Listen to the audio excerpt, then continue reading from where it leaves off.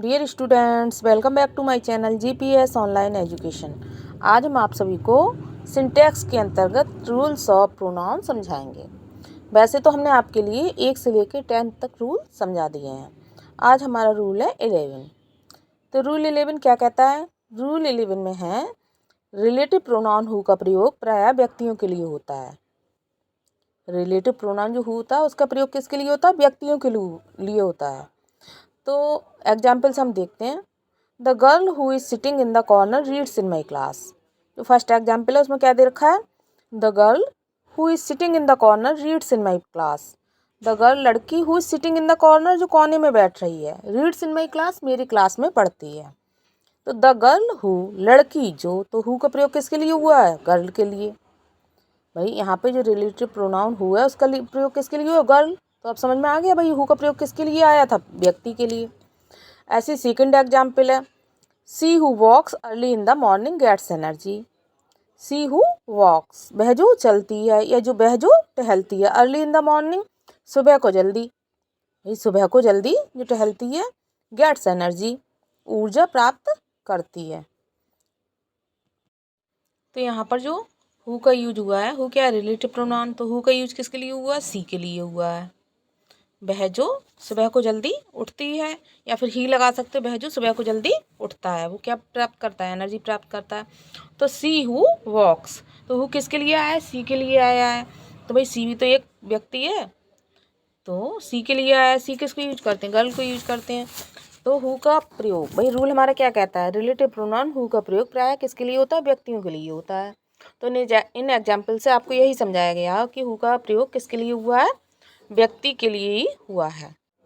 Who जो relative pronoun है वो किसके लिए यूज किया गया है? सी के लिए। तो अब आपको रूल समझ में आ गया कि जो रिलेटिव प्रोनाउन हु है उसका प्रयोग व्यक्तियों के लिए होता है। तो फर्स्ट सेंटेंस में भी आपने देख लिया, the girl who is sitting in the corner reads in my class. तो हु किसके लिए यूज हुआ था? गर्ल के लिए। ऐसे सेकंड में देखा, सी हु वॉक्स वह जो चलती है, तो वह क्या है? एक व्यक्ति है, भाई एक लड़की तो है। सी किसके लिए यूज करते हैं? लड़की के लिए। तो हु किसके लिए आया है? लड़की के लिए। तो अब आपको ये रूल समझ में आ गया होगा अच्छे से कि जो रिलेटिव प्रोनाउन हु होता है उसका प्रयोग हमेशा व्यक्तियों के लिए होता है। तो फर्स्ट सेंटेंस में भी आपने देखा द गर्ल हु किसके लिए आया था? गर्ल के लिए। और सेकंड में भी आपने देखा सी हु वॉक्स, यहाँ भी हु किसके लिए आया था? सी के लिए। तो अब आपको रूल 11 अच्छे से समझ में आ गया होगा। अब नेक्स्ट रूल देखते हैं, रूल 12। रूल 12 में क्या दे रखा है? हु का प्रयोग नॉमिनेटिव केस के प्रोनाउंस आई, बी, यू, ही, दे के समान होता है। ये नॉमिनेटिव केस के प्रोनाउन क्या है? आई है, बी है, यू है, ही है, दे है। तो हु का प्रयोग किसके रूप में होता है? जैसे आई बी यू दे का करते हैं वैसे ही हु का यूज करते हैं। आई बी यू दे के बाद क्या आता है? तुरंत वर्ब का यूज होता है। वैसे ही हु का प्रयोग भी नॉमिनेटिव केस के प्रोनाउंस की तरह होता है और हु के बाद भी निश्चित रूप से वर्ब का प्रयोग होता है। चलिए तो एग्जाम्पल फॉर हु देखते हैं। भाई हु के एग्जाम्पल कौन कौन से हैं? तो फर्स्ट एग्जाम्पल है the man who is standing here is my uncle. भाई आदमी जो खड़ा हो रहा है, हियर यहाँ पर, इज माई अंकल मेरे चाचा जी हैं। तो ये बिल्कुल राइट है। क्यों राइट है? क्योंकि हु के बाद किसका प्रयोग किया गया है? भाई हु का यूज़ तो आपको पता चल गया रिलेटिव प्रोनाउन की तरह हुआ है, और हु के बाद तुरंत किसका यूज किया गया? वर्ब का। The man who is, who के बाद किसका यूज किया गया? इज का। तो the man who is standing here is my uncle.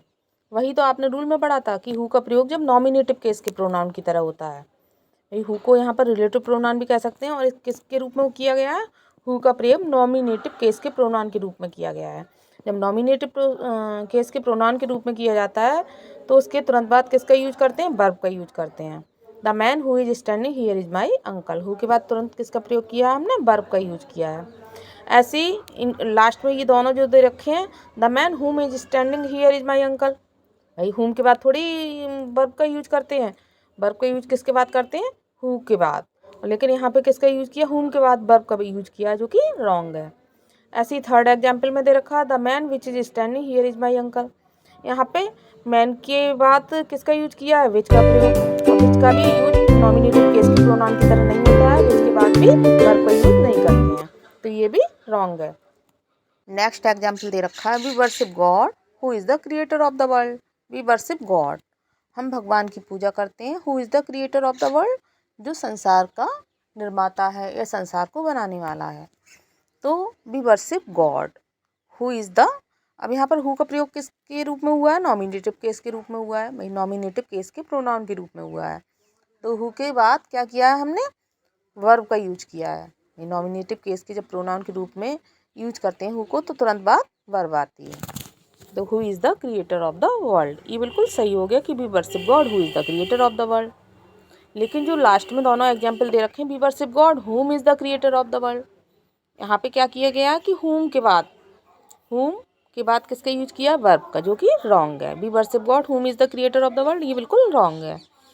ऐसे ही थर्ड एग्जाम्पल में दे रखा है we worship God which is the creator of the world. तो यहाँ पर गॉड के लिए किसका यूज किया गया है? विच का प्रयोग किया गया है, जो कि रॉन्ग है। तो जो लास्ट के दोनों एग्जाम्पल रॉन्ग दे रखे हैं, क्योंकि यहाँ पर क्या किया गया? हु के बदले हुम का यूज किया गया और नीचे हु के बदले विच का यूज किया गया है। तो हु के बदले हुम का प्रयोग कभी नहीं होता है और ना ही हु के बदले विच का प्रयोग करते हैं। नेक्स्ट रूल है रूल नंबर 13। रूल नंबर 13 में क्या है? हुम का प्रयोग व्यक्तियों के लिए किया जाता है। हुम का प्रयोग किसके लिए किया जाता है? व्यक्तियों के लिए किया जाता है। लेकिन जो हुज का प्रयोग है वो साधारणतः व्यक्तियों के लिए भी किया जाता है, किंतु कभी कभी इसका प्रयोग निर्जीव वस्तुओं के लिए भी होता है। भाई 13 रूल में क्या दे रखा है? हुम का प्रयोग तो व्यक्तियों के लिए किया जाता है, लेकिन जो हुज का प्रयोग है वो साधारणतः व्यक्तियों के लिए किया जाता है, किंतु कभी कभी इसका प्रयोग किसके लिए कर देते हैं? निर्जीव वस्तुओं के लिए भी कर देते हैं। चलिए एग्जाम्पल से देखते हैं एग्जाम्पल में क्या दे रखा है।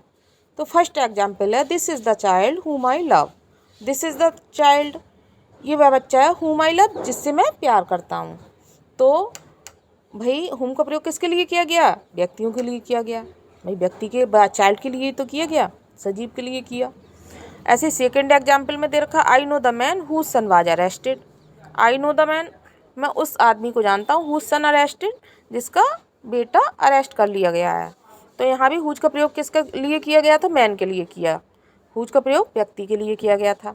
ऐसे थर्ड एग्जाम्पल में दे रखा है the sun whose rays give life to the earth is a source of energy.